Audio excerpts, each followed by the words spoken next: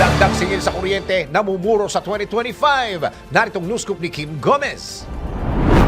Asahan na ang taas singil sa kuryente sa susunod na taon.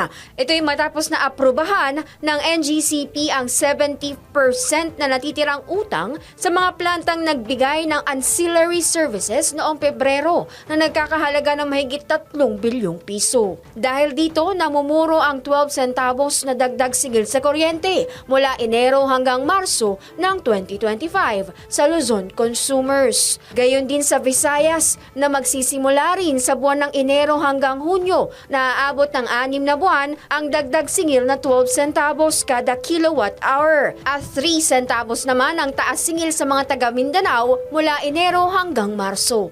Paliwanag ni ERC Chairperson Mona Lisa Di Malanta, hindi na kayang ipagpaliban pa ang dagdag singil dahil magkakaroon lamang ito ng malaking epekto sa rate ng bill sa darating na summer 2025. Samantala, nagbabadya rin ang taas singil ng Meralco ngayong buwan dahil sa paghina ng piso kontra dolyar at outage sa ilang mga power plant bunsod ng mga nagdaang bagyo. At yan ang news scoop. Kim Gomez, nagbabalita ng tama, naglilingkod ng tama.